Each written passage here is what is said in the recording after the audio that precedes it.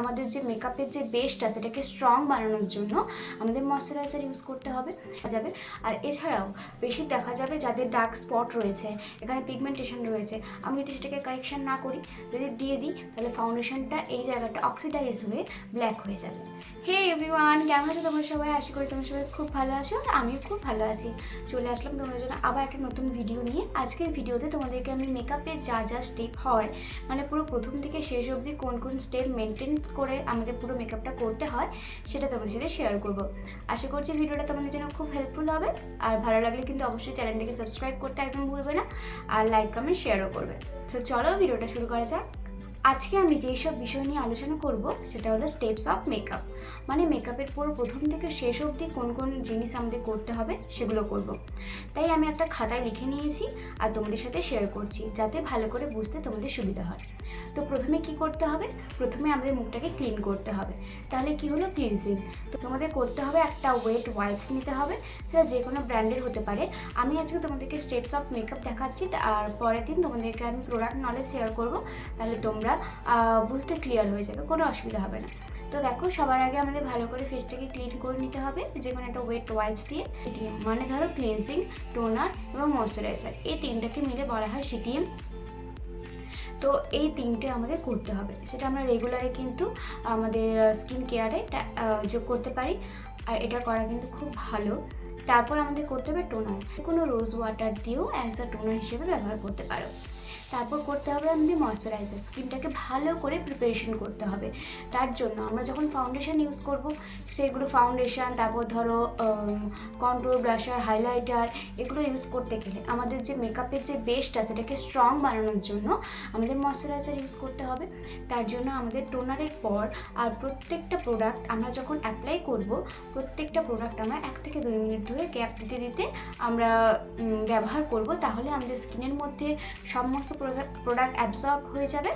আর দ্বিতীয়ত, যদি আমরা প্রোডাক্ট কিছুটা পরিমাণে গ্যাপ দিয়ে দিয়ে করি, আমাদের যে স্কিন আছে তাকেও তো, সেহেতু যদি আমরা একটার পর একটা খাবার খেয়ে যাই, তাহলে কি হবে? আমরা তো খেতেই পারবো না একসাথে, তাই না?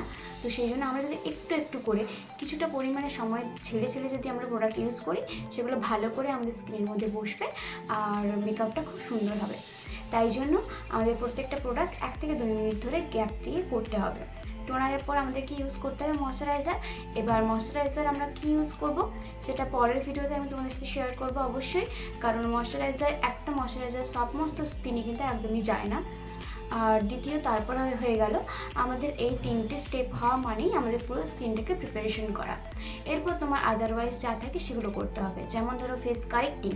এরপর যখন কারোর মুখে দেখবে, যখন ব্রণের দাগ, বিভিন্ন সময় দেখবে এইখানটায় পিগমেন্টেশনের দাগ থাকে, কারোর পুড়ে গেছে সেরকম দাগ থাকে, বা কারোর হয়তো দেখবে ঝুলি হয় যে সাদা মতো হয়ে যায়, সেগুলোকে কারেক্ট করতে হবে, তাই না?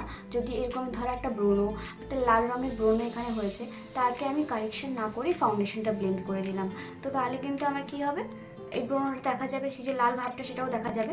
আর এছাড়াও বেশি দেখা যাবে যাদের ডার্ক স্পট রয়েছে, এখানে পিগমেন্টেশন রয়েছে, আমি যদি সেটাকে কারেকশন না করি, যদি দিয়ে দিই, তাহলে ফাউন্ডেশনটা এই জায়গাটা অক্সিডাইজ হয়ে ব্ল্যাক হয়ে যাবে। তারপর আমাদের করতে হবে কারেকশন, সেটাও তোমার সাথে পরবর্তী ভিডিওতে শেয়ার করব। পরবর্তী ভিডিও আসবে, তোমরা অবশ্যই কিন্তু চ্যানেলের পাশে থেকো আর সাবস্ক্রাইব করতে একদম ভুলবে না। আর তারপর আমাদের করতে হবে ফাউন্ডেশন। তো কারেকশন করে নেওয়ার পর ফাউন্ডেশন অ্যাপ্লাই করলে আমাদের বেসটা খুব সুন্দরভাবে বসবে আর গ্রেও হবে না। এবার কোন স্কিনে কোন ফাউন্ডেশন যায় সেটাও তোমাদের সাথে শেয়ার করবো অবশ্যই। তারপর আমাদের করতে হবে কনসিল বা হাইলাইট, যেটাকে বলা হয় ক্রিম হাইলাইট। পাউডার হাইলাইট আলাদা আর ক্রিম হাইলাইট সম্পূর্ণ আলাদা। তারপর আমাদের করতে হবে কন্ট্যুরিং আর ব্লাশার, সেটা তোমরা পাউডার বেসেও করতে পারো, এছাড়াও ক্রিম বেসেও করতে পারো। তারপর করতে হবে আমাদের পুরো লুজ পাউডার দিয়ে ফুল ফেসটা যখন আমরা করলাম সেটাকে বেকিং করতে হবে, মানে আমাদের যত লিকুইড প্রোডাক্ট আমরা ইউজ করেছি সেটাকে পুরো লক করে স্ট্রং রাখার জন্য আমাদেরকে বানানা পাউডার বা সেটিং পাউডার, টিপি পাউডার, ট্রান্সলেশন পাউডার, যা পাউডার বলে সেগুলো দিয়ে ফুল ফেসটাকে সেট করতে হবে। সেট করার পর এরপর আমরা যা প্রোডাক্ট ইউজ করব সব কিন্তু পাউডারের দিকে প্রোডাক্ট ইউজ করব। তাহলে পাউডার প্রোডাক্ট ইউজ করার পর আমরা ফেসের মধ্যে কিছু সময় ধরে পাউডার বেকিং করার পর সমস্ত প্রোডাক্ট ঝেড়ে দেবো এবং তার সাথে কম্প্যাক্ট দিয়ে ফেসটার মধ্যে অ্যাপ্লাই করব, যাকে বলা হয় ফেস পলিশিং। তো পরপর তোমরা অবশ্যই জানতে পারবে। এখন হয়তো ভিডিওতে বুঝতে অসুবিধা হবে বা বুঝতে পারছো না কথাগুলো, যখন আমি তোমাদেরকে দেখাবো তখন তোমরা অনায়াসে বুঝতে পেরে যাবে। তারপর কম্প্যাক্ট ইউজ করার পর আমরা ইউজ করব পরপর থেকে ব্রনজার, ব্লাশার, হাইলাইটার, আর সবার শেষে ইউজ করতে হবে আমাদের সেটিং স্প্রে। তো এই হচ্ছে পুরো প্রসেসটা, যেটা তোমাদেরকে আমি খাতার মধ্যে লিখে রেখেছি, যেটা তোমাদেরকে আমি এক্ষুনি শো করে দেখাচ্ছি। এই যে এটা হচ্ছে পুরো মেকআপের স্টেপের প্রসেস, যেটা আমি খাতার মধ্যে লিখে রেখেছিলাম, যা তোমরা এখন এখানে স্ক্রিনশট নিয়েও তোমরা দেখে নিতে পারো। এখানে কী কী লেখা আছে, এখানে আমি পরপর 1 থেকে পুরো 16টা প্রসেস আছে যেটা তোমাদেরকে করতে হবে, যেটা মেকআপে লাগে। তো এটা তোমাদেরকে আমি শো করে দিলাম, তোমরা অবশ্যই স্ক্রিনশট নিয়ে রেখে তোমরা খাতায় লিখে নিতে পারো। এই হলো আজকের ভিডিও। তো তোমাদের ভিডিওটা কেমন লেগেছে অবশ্যই জানিও কমেন্ট করে। আর যদি কোথাও কোনো বুঝতে অসুবিধা হয়ে থাকে তাহলে অবশ্যই আমাকে কমেন্ট করে জানাবে, আমি সকলের প্রশ্নের উত্তর দিয়ে দেবো। তো চলো, দেখা হচ্ছে তোমাদের সাথে আবার একটা নতুন ভিডিওর সাথে। ততদিনে তোমরা ভালো থেকো, সুস্থ থেকো।